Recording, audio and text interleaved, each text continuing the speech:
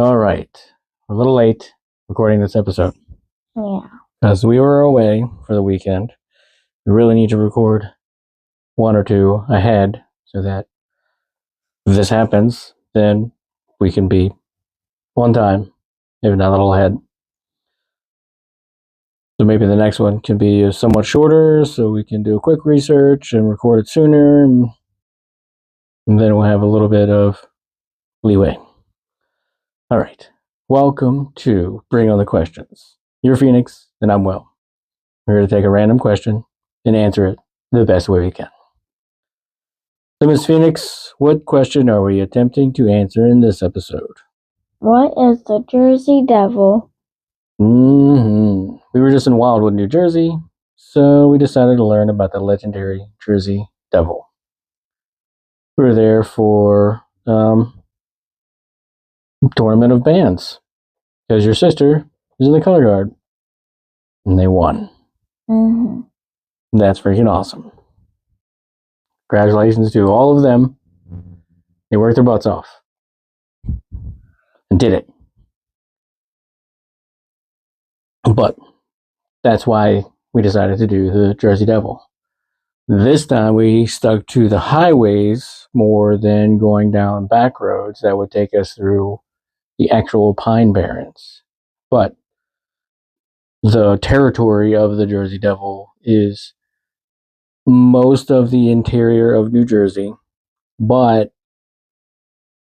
allegedly the Jersey Devil has also been spotted in as far as Western Maryland and into Pennsylvania, and I think New York. Maybe I like Delaware too. It's got wings. Doesn't take much to go someplace with wings, I guess. First, though, got to tell people where to find us, because the best way to support the show is simply to listen. You can do that on Spotify, iHeart, Amazon Music. You can watch on YouTube, follow us on the socials, bring questions on X, and bring on the questions on Facebook, Instagram, Threads, if you're into that.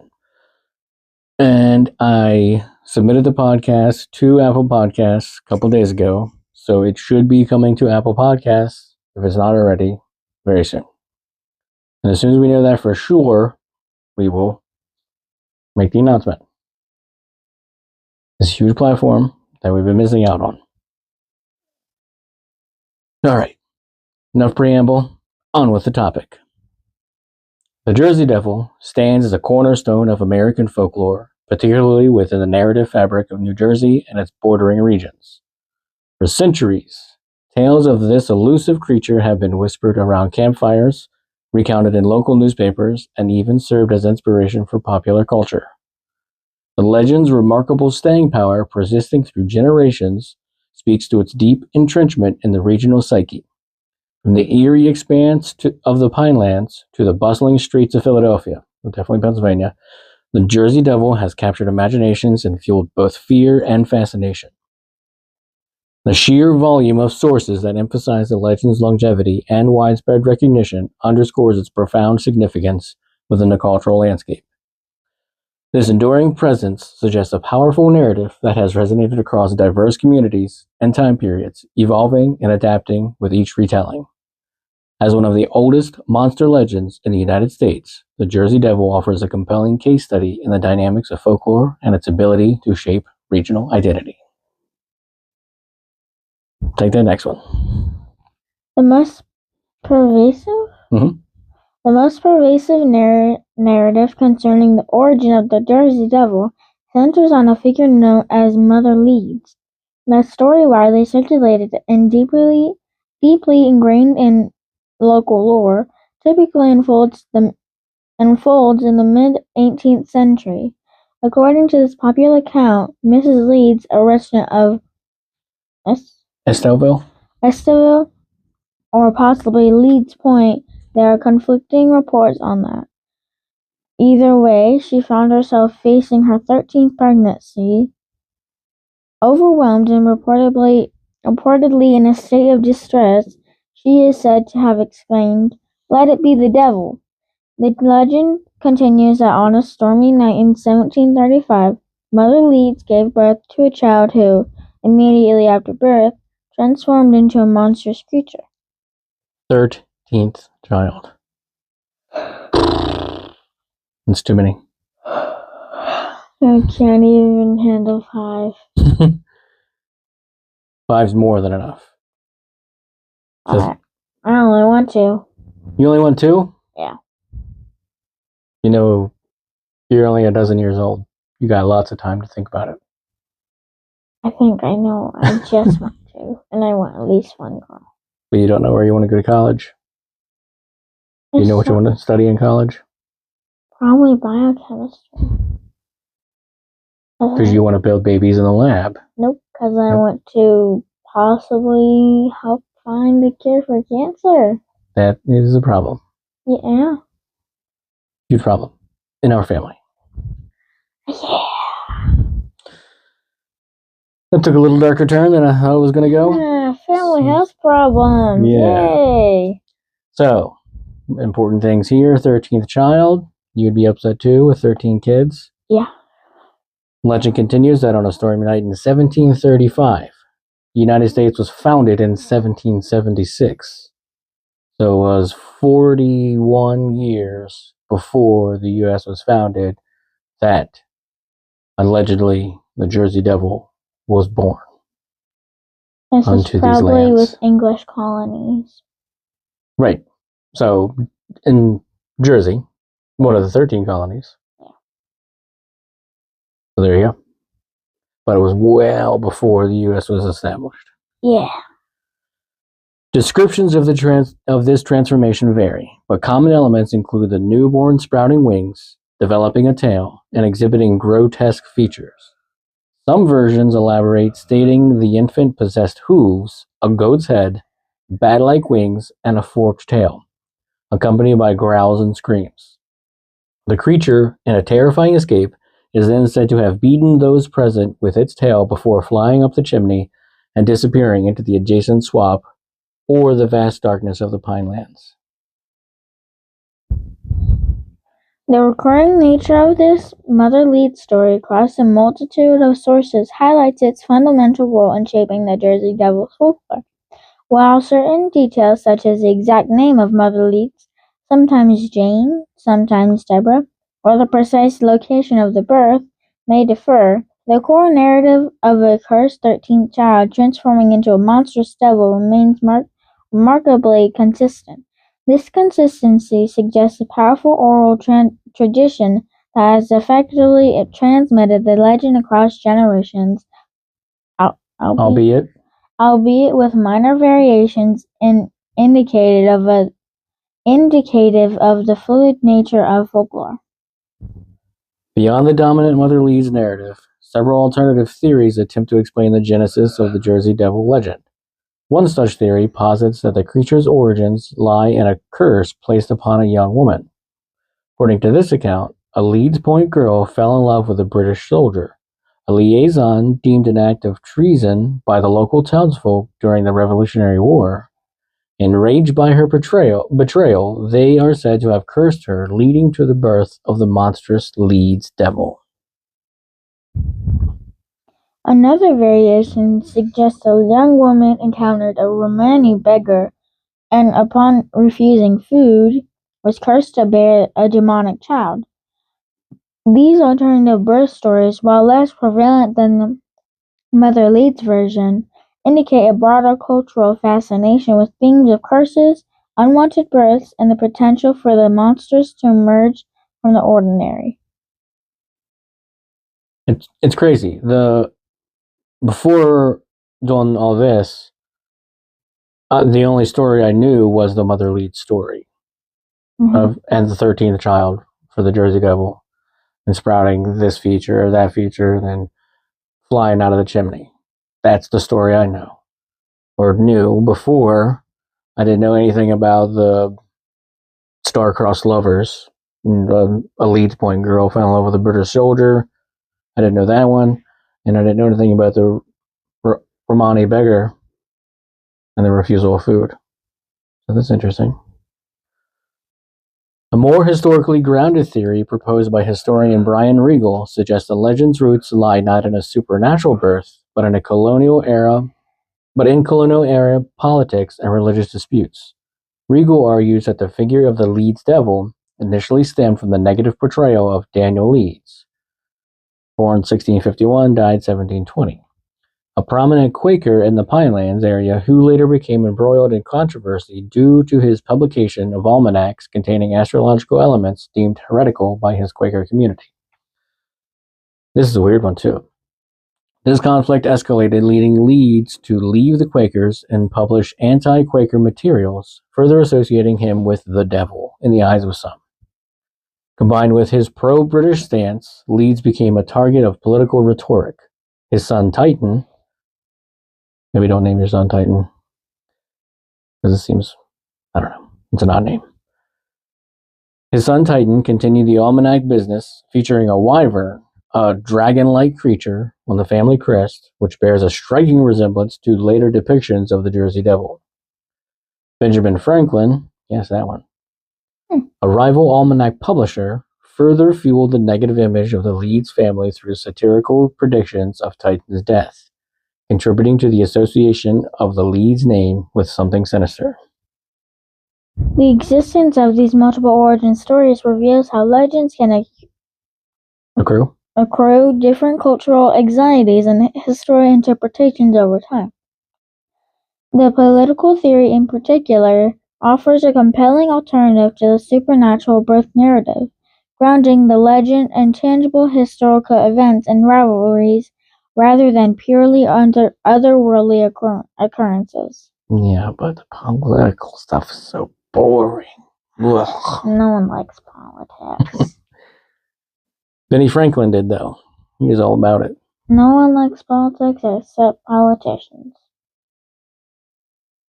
You can put that on a shirt. Put that on a picket sign and hold it outside the White House. They're the ones getting the money from it, so. Hot take, but. Hot take. Mic dropping. Maybe not so hot. Warm take. A lot of people would agree with you, Miss 12-year-old, on those points. Warm take. The New Jersey Pinelands themselves play an indispensable role in the mystique and enduring appeal of the Jersey Devil legend. This vast, million-acre wilderness in southeastern New Jersey, characterized by its dense pine forest, cedar swamps, and sandy terrain, has long been perceived as an isolated and somewhat forbidding place. Its historically sparse population and the difficulties of traversing its landscape have created an environment ripe for folklore and tales of the unexplained.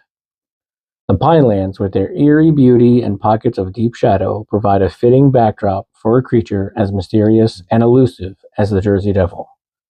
The region's unique ecological characteristics, including its stunted trees in areas like the Pygmy Forest, and the tea-colored streams stained by tannins from cedar, further contribute to an atmosphere that can easily conjure images of the strange and supernatural. The consistent association of the Jersey Devil with the Pinelands underscores the idea of a regional legend deeply intertwined with a specific environment. This connection likely amplifies the sense of mystery and the potential for the unknown, as the vastness and relative inaccessibility of the Pinelands could conceivably harbor a creature unseen by most. The perception of the Pinelands as a place apart, with its own unique culture and history, further solidifies the Jersey Devil as a true phantom of the pines, a creature intrinsically linked to this distinctive region. The Jersey Devil, as depicted in various accounts and legends, is not characterized by a singular, fixed appearance, but rather a collection of recurring physical attributes that often blend features from different animals. Not unlike the Ozark Howler, which we'll do an episode on the Ozark Howler at some point. And that's a blending of creatures too. The most common descriptions portray a bipedal creature, often likened to a kangaroo in its stance and movement, or sometimes described as wyvern-like, possessing a horse-like or goat-like head. Leathery bat-like wings are another frequently cited feature, enabling the creature to take flight and traverse the Pinelands and beyond. Horns, ranging in size and shape, are often mentioned, adding to its demonic or monstrous appearance. The creature is typically depicted with small arms ending in clawed hands, and its hind legs are said to have cloven hooves, further emphasizing its non-human nature. A forked or pointed tail completes the common image, often described as thick or elongated. That sounds crazy. Right. Like, it's just a pick and choose the most crazy things to put on a creature. Imagine if you put all of them together. Well, there are depictions of the Jersey Devil with all those things. Crazy forked tongue, tail, horns, hooves, all those things. I'm just imagining the little dinosaur-like arms. Little T-Rex arms. So you got these massive wings and the big old tail, pointed tail, and horse head, and hooves, and these little tiny T-Rex arms. It really makes up. His arms didn't grow up with him. Nope. Well, maybe the DNA from a dino got mixed in with everything, which is a crazy. They just shuffled all the DNA together. There it is. Yep. A little bit of this one, a little of that. Sprinkle of that in there. And that's how you get a cryptid. Yep. That's exactly how the Ozark Howler is. A blending of creatures from the wild. A little bit of kangaroo, just a bit of horse, kind of bit of bat. And that's one thing that naysayers have about the Jersey Devil. Maybe a kangaroo got loose from a zoo. Naysayers? Yeah, naysayers. People that are against what you're saying. Nay like ours. Nice. Not NEIGH sayers. NAY sayers. I thought of NEIGH. All right, read the next thing. Where are we? This composite. This composite features praise a distinctly frightening and otherworldly being, a Chimera. Chimera drawn from familiar yet unsettling combinations of animal characteristics. The consistency in these core physical attributes across numerous accounts, even with variations in specific details, suggests a shared mental image of the creature that has solidified within the folklore. This core image likely contributes to the legend's memorability and its effective transmission through storytelling and artistic representation. Mm-hmm. Despite the prevalence of these common features, the depiction of the Jersey Devil also exhibits a range of variations across different accounts. While a horse or goat-like head is most frequently mentioned, some eyewitnesses have described a dog-like or even ram-like head. See, there's so many different creatures right there. Goat, horse, dog, ram.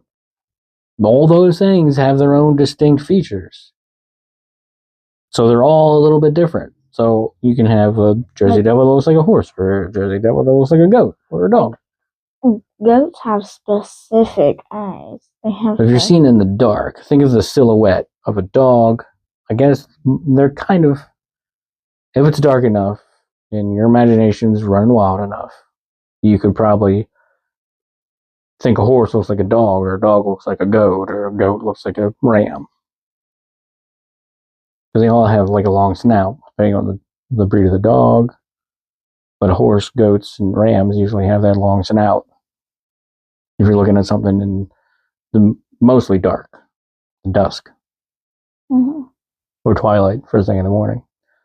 For whatever reason, you get up and start strolling through the Pinelands, the swamp area, first thing in the morning. There's some people that do that. People are special. That's how we want to use our words to describe them. Yes. Special. The presence or absence of horns and their specific type, antlers similar to a deer, are sometimes noted. Also varies. Size estimations differ considerably, with some accounts describing a creature only 3 or 4 feet tall, while others claim it stands over 6 feet or even reaches up to 10 feet in height. Other variations include descriptions of the body as elongated or serpentine, the presence of fur or feathers in addition to leathery skin, and even glowing red eyes that pierce the darkness. So it's only you're a toddler or you're a extremely large person. Right. You're either 4 feet or you're 10 feet.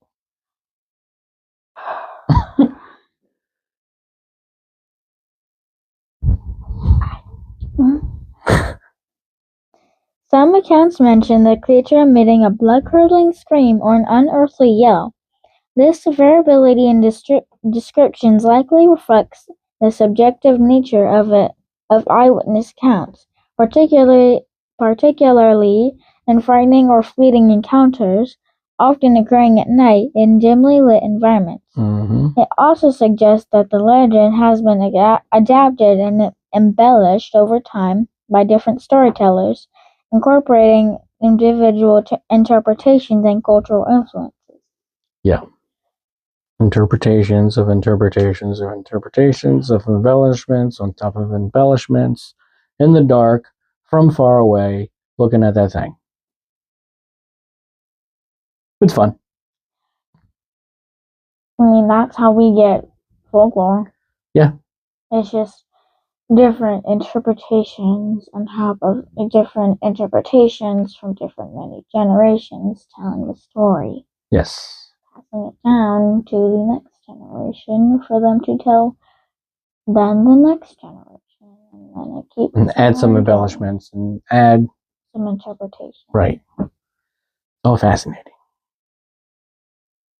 I think it's fun. Whether it's true or not. It's kind of like the game Telephone. Yep. Through time. Yeah. Over eons. This one is 200 years. 290 years. And for those of you who haven't played Telephone before, it's where one person starts and says a word or a phrase to the person next to them, and then that person has to tell the person next to them, and it keeps going until they get to the last person, which has to yell it out, and they can either be right or wrong. Right. Because some people are kind of intelligible. Unintelligible. Yep. You get one shot at it, so you have to say the thing, and then they have to try to understand what you said to say it to the next person. Fun game. I haven't been able to play it in a while. Why? Because there's no one to play it with. Because you're in the 6th grade. Is that why? It's because I don't have anyone over ever. But you could. But we all have our different schedules. Summer's coming up. We'll figure it out. Yeah. All right. Several potential influences may have contributed to the diverse depictions of the Jersey Devil's appearance. The inclusion of a wyvern, a bat-winged, dragon-like creature, on the Leeds family crest in their almanacs as early as 1728 offers a tangible link between a historical family associated with the legend and a monstrous winged image. This heraldic symbol may have subtly shaped the visual representations of the creature in popular imagination over time. Furthermore, the possibility of misidentified real animals likely plays a significant role in the variations observed. For instance, eyewitnesses who describe huge wings may have genuinely encountered sandhill cranes, another one, large birds native to the region and with impressive wingspans and unusual calls. The elongated head of a hammer-headed bat, a species found in Africa, bears a superficial resemblance to some depictions of the Jersey Devil's head, leading to speculation that escaped or misidentified bats could account for certain sightings. Similarly, other native animals such as deer with antlers could be misconstrued in the darkness, contributing to the composite image of the legendary creature.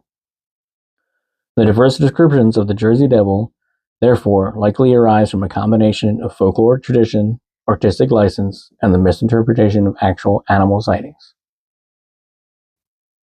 The year 19... Whoa. Law of the legend. What? Wild the legend. Oh. I got a little lost. I looked down at the notes and there's a lot more. While the legend of the Jersey Devil is deeply rooted in folklore, numerous historical accounts and reported sightings have contributed to its enduring mystique. Some of the earliest notable encounters, though often lacking concrete evidence, have been attributed to prominent historical figures. Commodore? Mm-hmm. Commodore Stephen Decatur, an American naval hero of the early 19th century, is said to have witnessed a flying creature matching the devil's description while visiting the Hanover millworks to inspect cannonballs. According to the tale, Decatur even fired a cannonball directly at the creature, but it had no effect, and the devil simply flew away.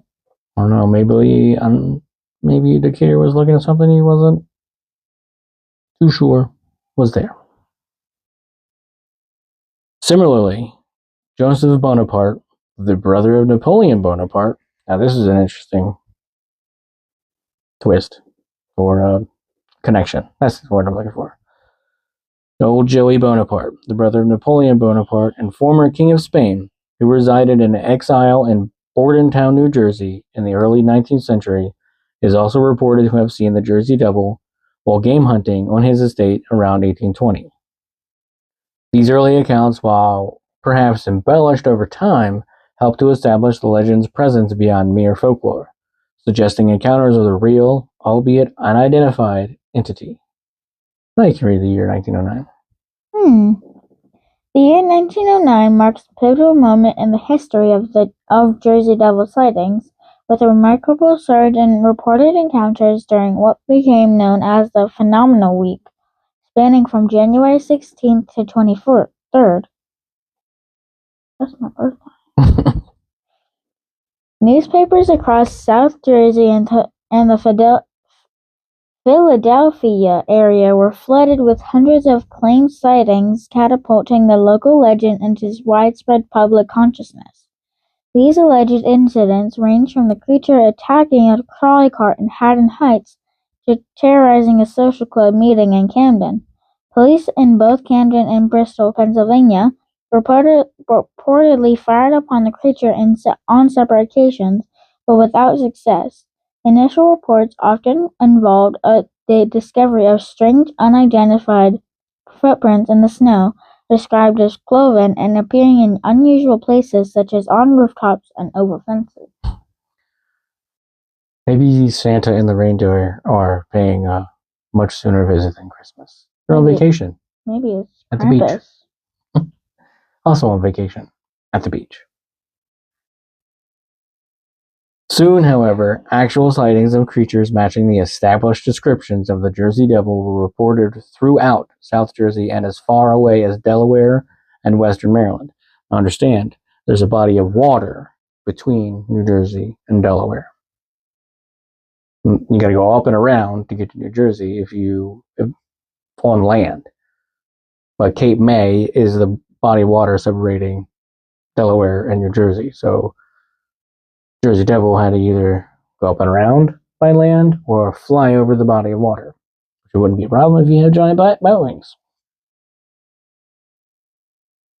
Where was I? Far away is Delaware and Western Maryland. Western Maryland, that's a hike from New Jersey. That's over there a bit. If that's the case, that if he's far enough into Western Maryland, he is on the border of Pennsylvania, West Virginia, and over in that section, because they all kind of wrap around each other over there. Maybe he's going over to hang out with Mothman. You ever think of that?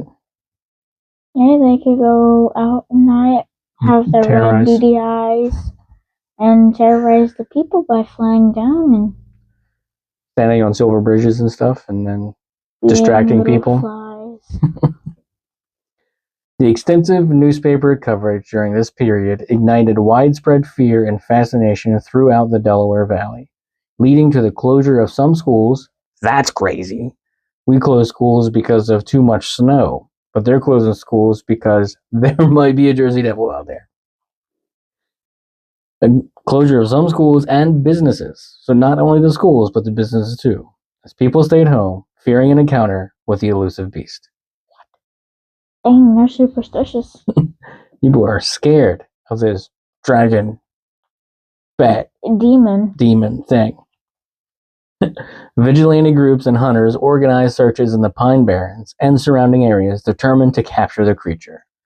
The sheer volume and intensity of reported sightings during this single week significantly elevated the Jersey Devil from a regional folktale to a more nationally recognized legend, demonstrating the power of mass suggestion and media attention in shaping public belief. That was in 1909. Right? Yeah. It was in 1909.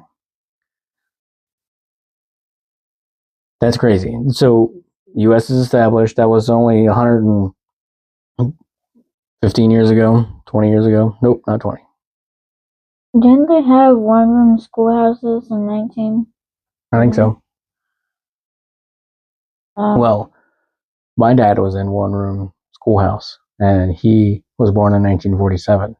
So there were still one-room schoolhouses up through probably into the 50s and 60s. Oh. Maybe more. I don't know. And then they finally upgraded, decided, let's separate these kids and give them an education at their own level. And people kept having kids. So now you have multiple kindergartens, and you have multiple first grade classes. You have multiple second grade classes. And you have multiple schools in one area. Under one district. Because babies keep coming. And babies make more babies. People get baby fever and want children. Multiply like rabbits in Australia. Because there's no predator.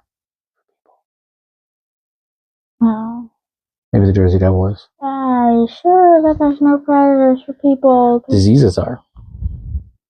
Talking about serial killers? Other people are predators for other people. Yeah. Yikes. That's some true crime stuff. Later. While the intensity of sightings. Go on.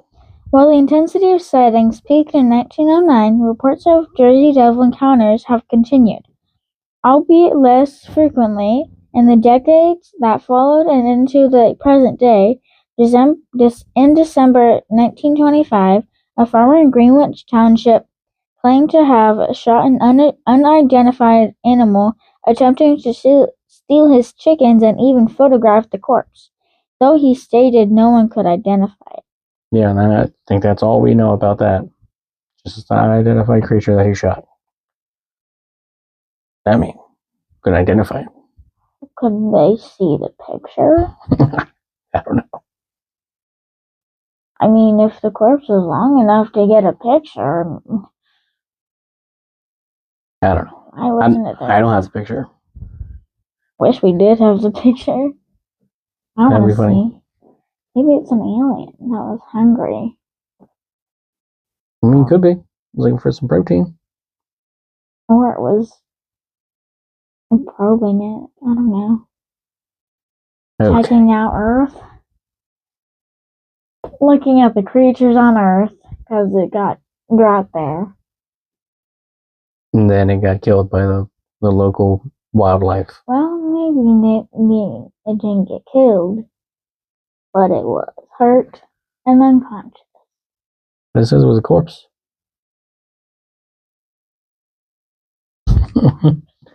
And then it's gone. In 1951, a group of boys in Gibbstown, New Jersey, reported seeing a monster that aligned with the devil's description. Tracks and strange noises heard near Mays Landing in 1960 were also attributed to the creature. Even in more recent times, sporadic sightings continue to be reported, often by individuals traveling through the Pinelands or living in the surrounding areas. These more recent encounters, though often met with skepticism, underscore the legend's enduring presence in the collective imagination and suggest that the possibility of genuine, if perhaps misidentified, animal encounters continues to fuel the folklore. The persistence of these whispers in the pines ensures that the mystery of the Jersey Devil remains alive for each new generation. Go ahead.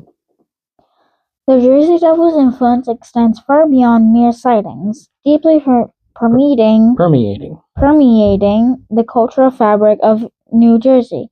It has become a staple of local stories and traditions, serving as a quintessential boogeyman to frighten children with a source of both eerie fascination and regional pride for adults. In the Pinelands, where the legend is most deeply rooted, the Jersey Devil often features in local folklore and storytelling, passed down through generations as a cautionary tale and a unique element of their heritage. Community events and festivals in the region sometimes incorporate their legend, celebrating this peculiar piece of New Jersey's identity.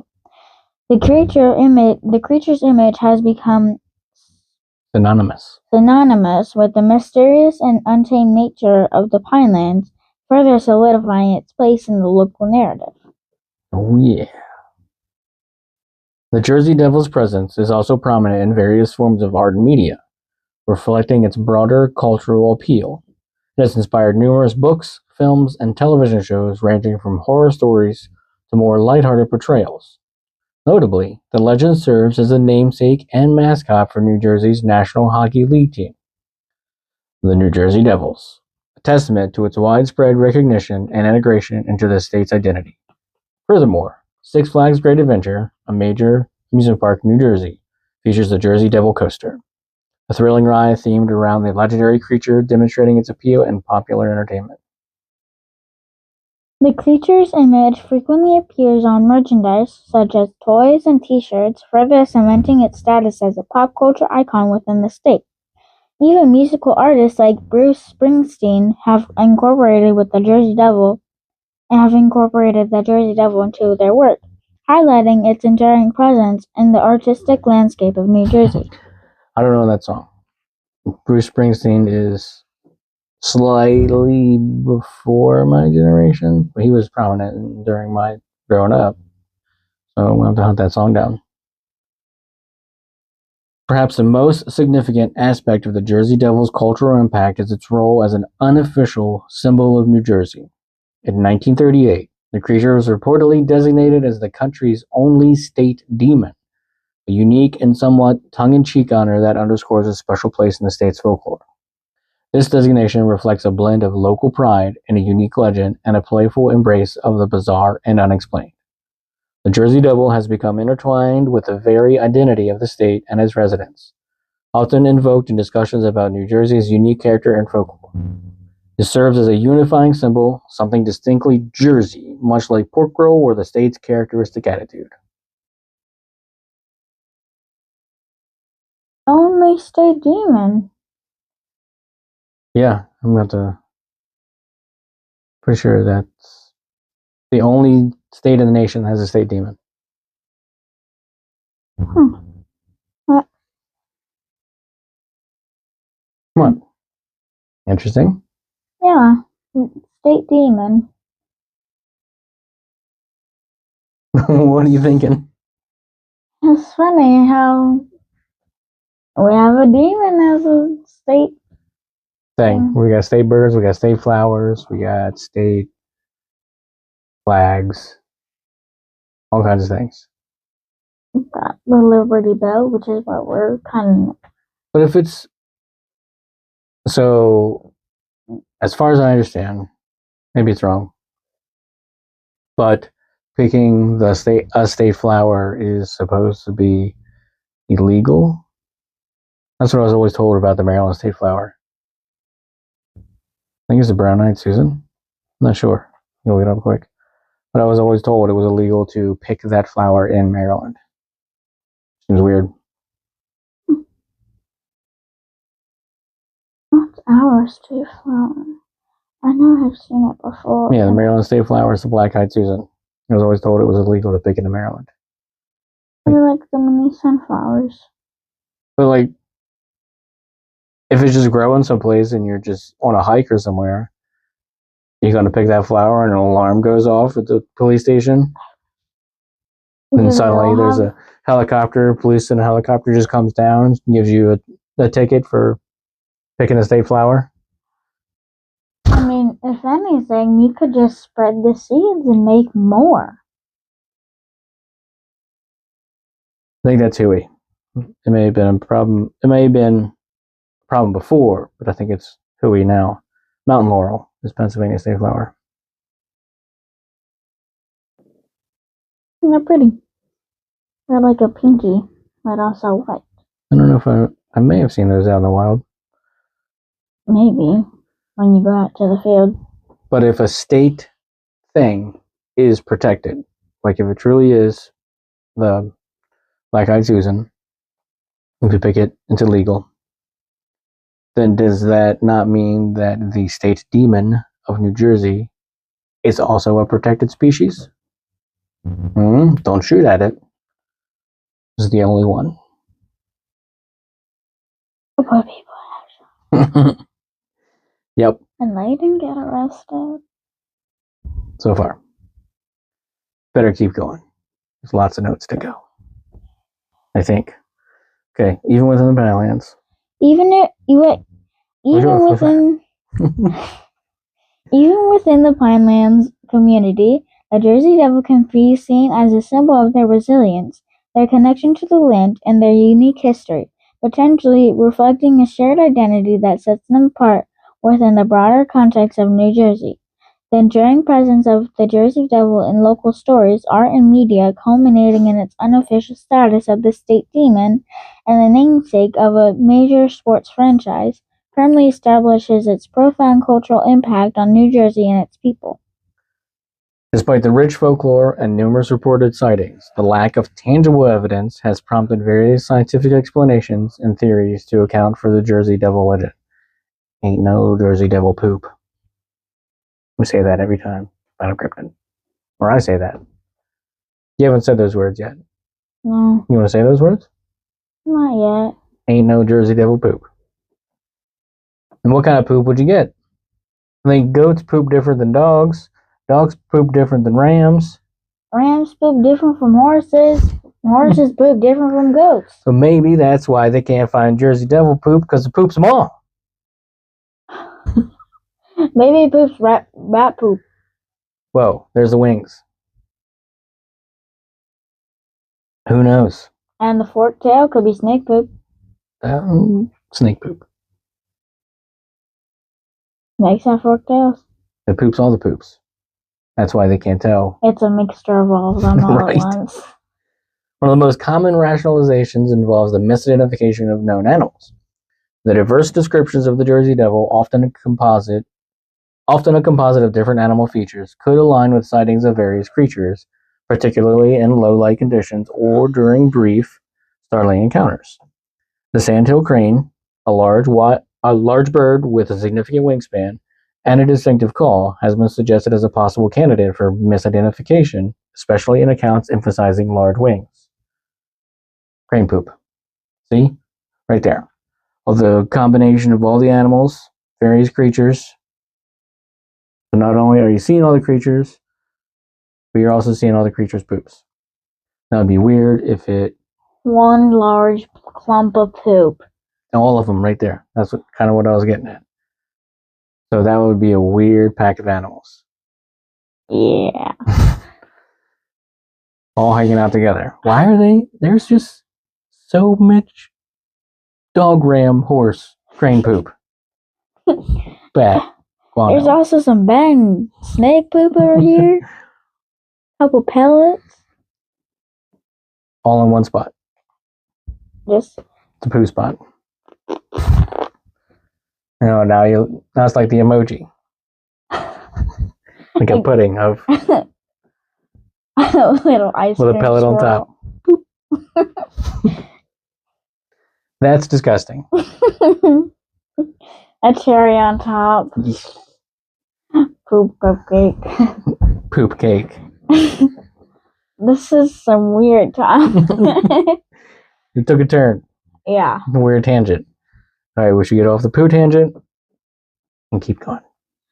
Large bats. I'm wondering why we don't have a state cryptid. Who? New Jersey? Everyone. I think every state has a state cryptid. It's just not official. They need to be official. There's a book that I've listened to a couple of different times. The United States of Cryptids by J.W. Oker. So good. Highly recommend it.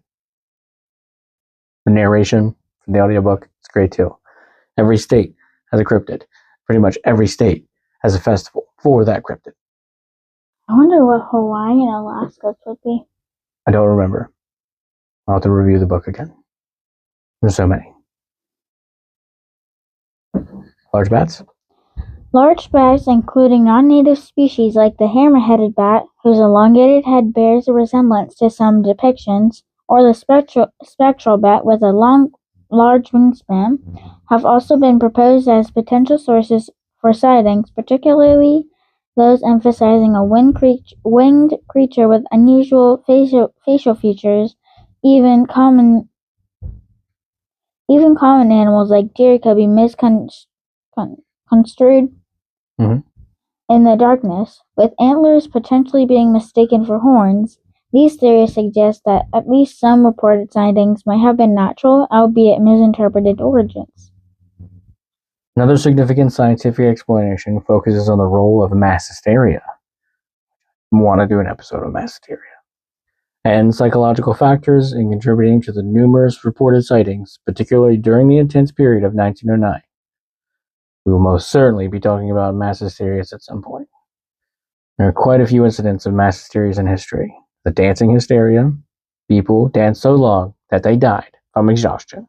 I think I've heard of that. Like, one person started dancing and she couldn't stop.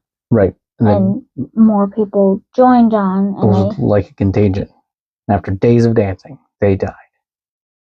Days. There's a song that says, "Dance to your dead." They did. Yeah. Have you heard of the Meowing Nuns? Hysteria. If I remember right, it started out innocently, but then it was in defiance. Hysteria sounds crazy, and I do like it.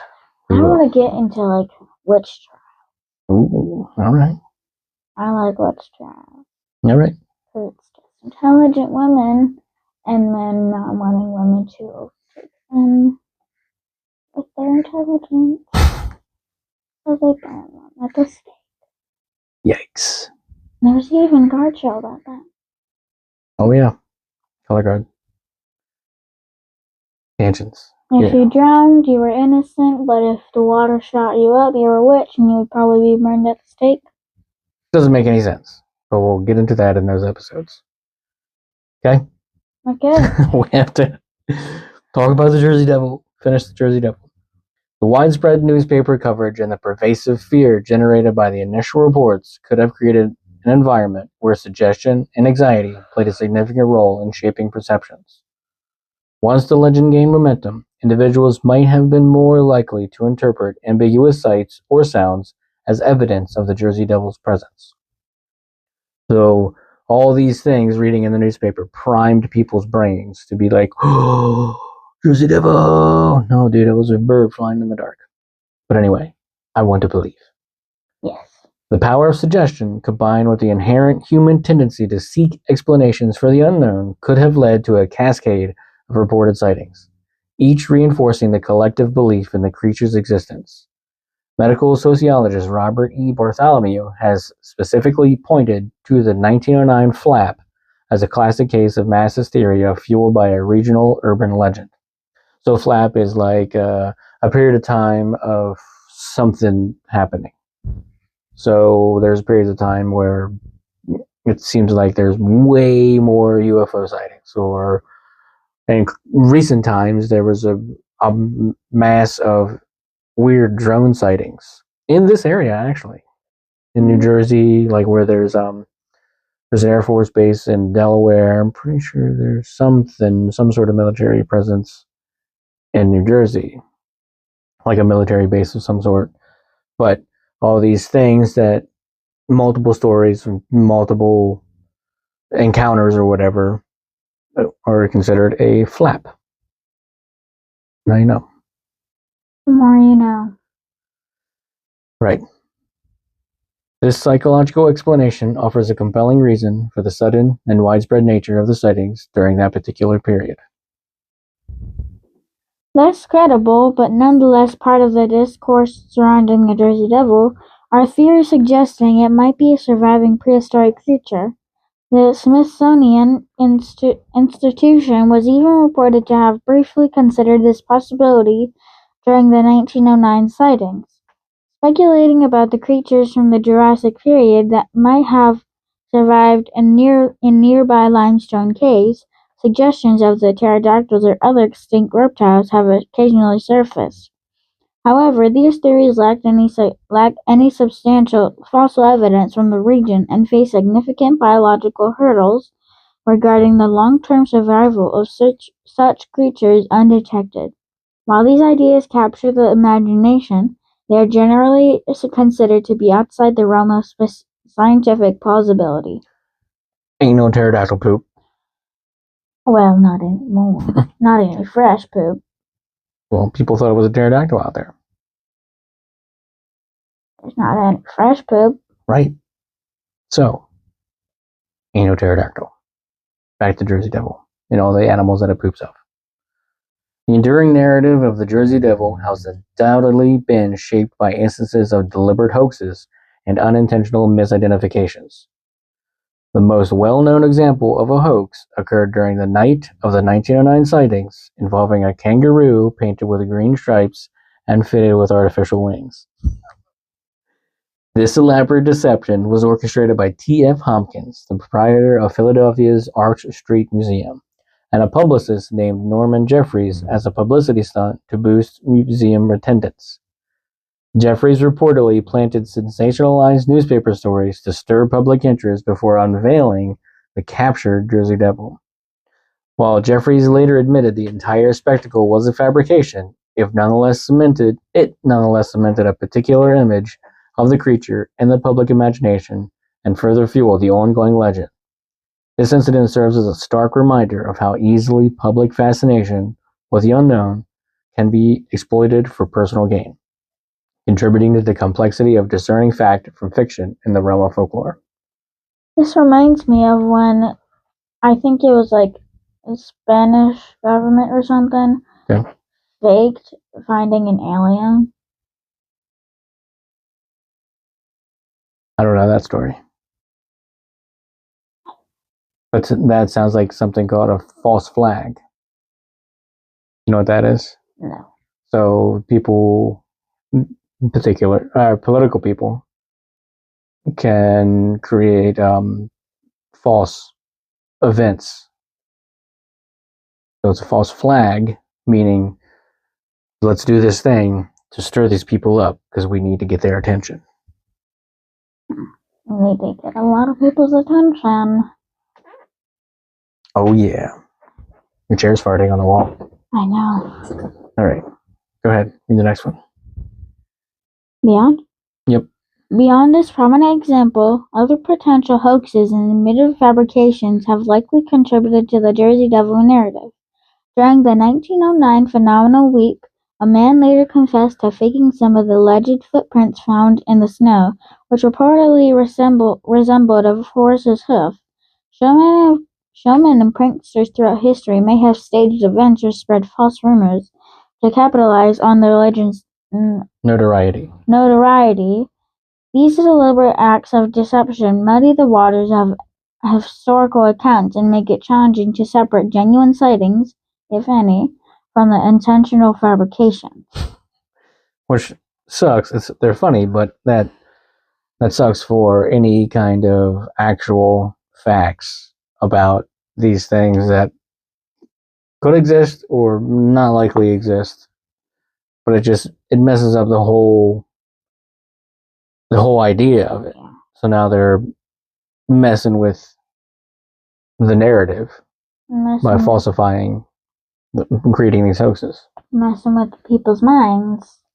Right. And making them think, oh, this is all false because these are hoaxes.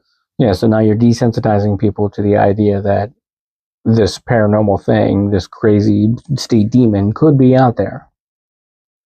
You're giving them hope, and then you're killing their hope by revealing that's a hoax. As the legend of the Jersey Devil became more widely known, individuals encountering unusual animals or experiencing startling events in the Pinelands might have been predisposed to interpret their experiences through the lens of the existing folklore. This phenomenon, where pre-existing beliefs influence perception, could lead to the misidentification of ordinary animals as a legendary creature. The power of suggestion and the desire to be part of a compelling local story can also contribute to individuals genuinely believing they have encountered the Jersey Devil, even if their sighting had a more mundane explanation. The interplay between deliberate hoaxes, unintentional misidentifications, and genuine, though perhaps misinterpreted, encounters has undoubtedly contributed to the rich and multifaceted tapestry of the Jersey Devil legend. The Jersey Devil legend, as it exists today, has undergone a significant evolution since its purported origins in the 18th century. Initially, the creature was primarily known as the Leeds Devil, a name that directly linked it to the prominent Leeds family of the Pinelands region. This early association, as theorized by historian Brian Regal, may have stemmed from the political and religious animosities directed towards the Leeds family, particularly Daniel Leeds, rather than a belief in a literal monstrous creature. The negative portrayal of the Leeds family as political and religious monsters could have gradually morphed into the folklore of a physical monster, the Leeds Devil. Haunting the region, this initial naming suggests a more specific, perhaps even targeted, origin for the legend, rooted in the social and political dynamics of colonial New Jersey.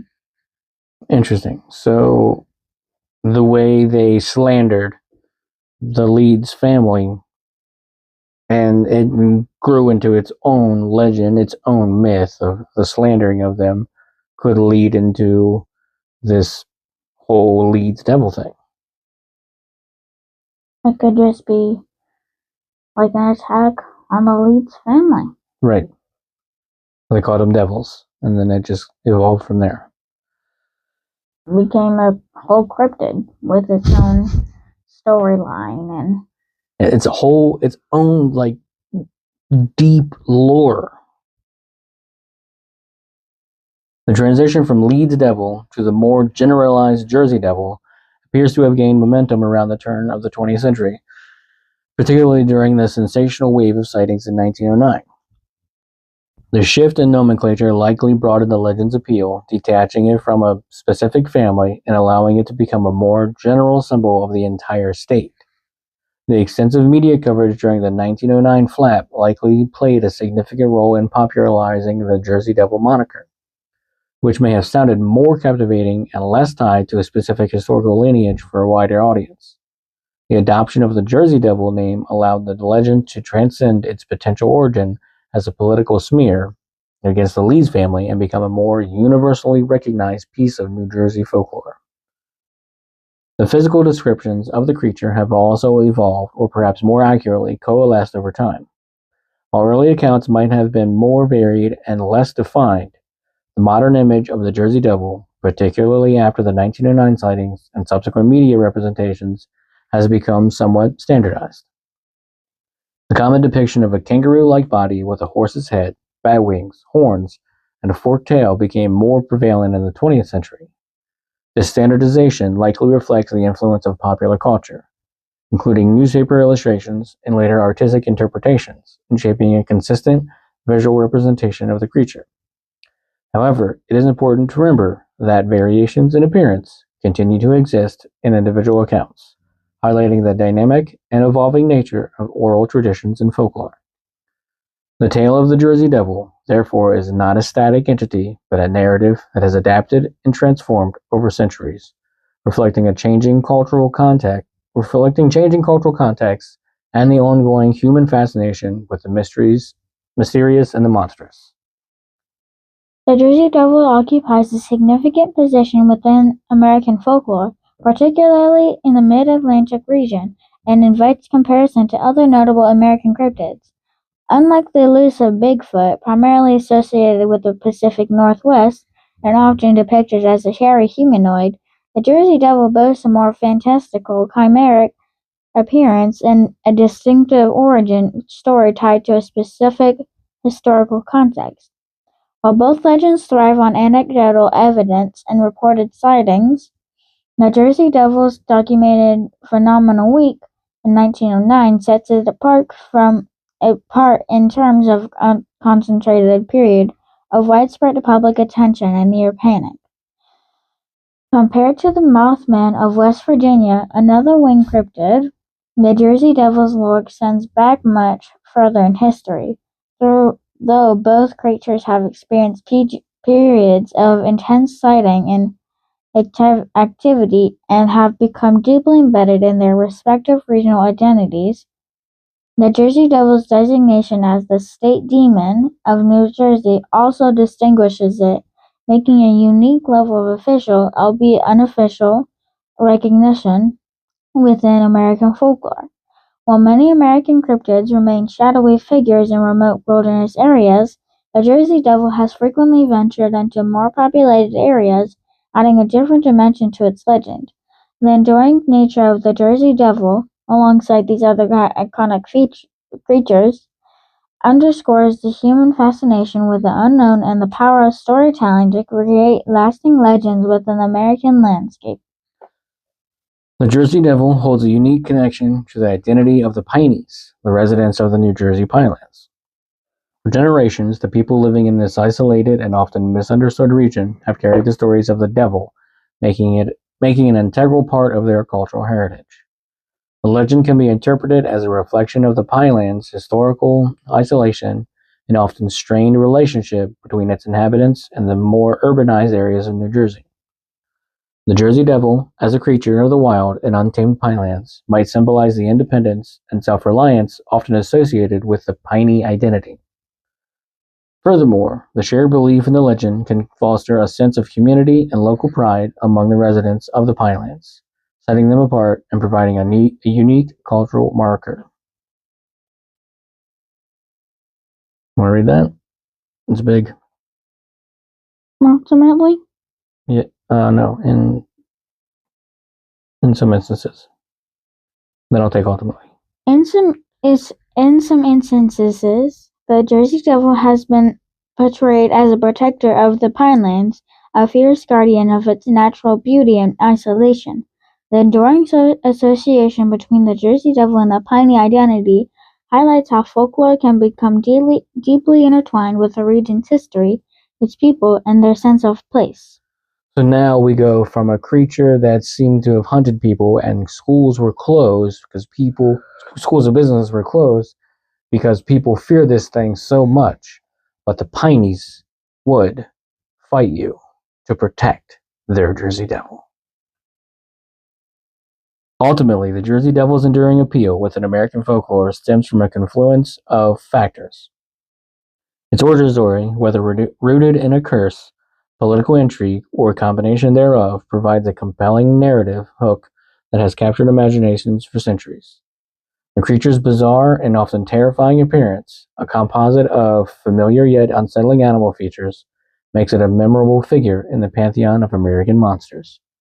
The historical accounts and reported sightings, particularly the dramatic events of 1909, lend a sense of mystery and the possibility of reality to the legend. The Jersey Devil's deep integration into New Jersey's culture, from local storytelling to its role as a state symbol and a source of popular entertainment, ensures its continued relevance.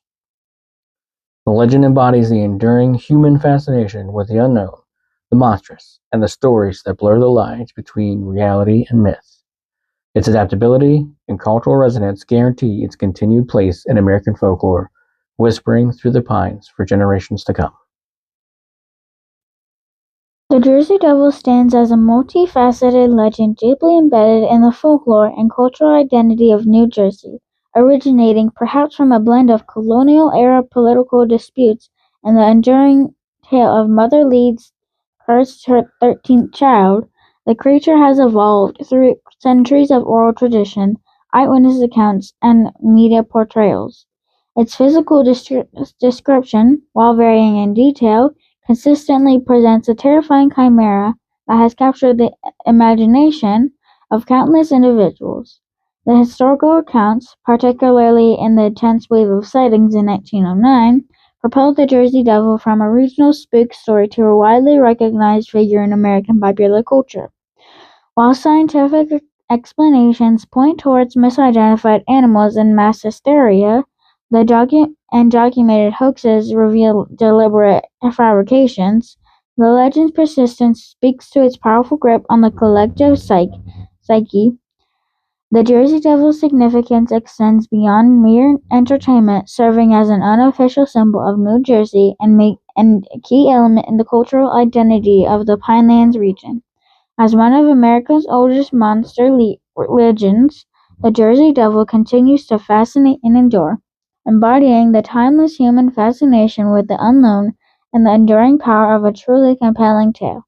Its legacy is a testament to the enduring nature of folklore and its ability to shape and reflect regional identity within the broader tapestry of American culture.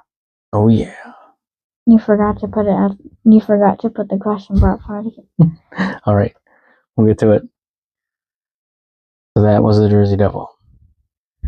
Yeah, There's a lot going on with the Jersey Devil. Whole lot. There's like at least 4 pages, 5 even. 5 pages, maybe even 6 of notes. Oh, nope. 8.5. Oh. That's why it took us slightly over an hour. Definitely longer than other episodes to do this. This is definitely our longest episode so far. But that's the reason it's so special. The Jersey Devil is incredibly special. It goes so deep. Right.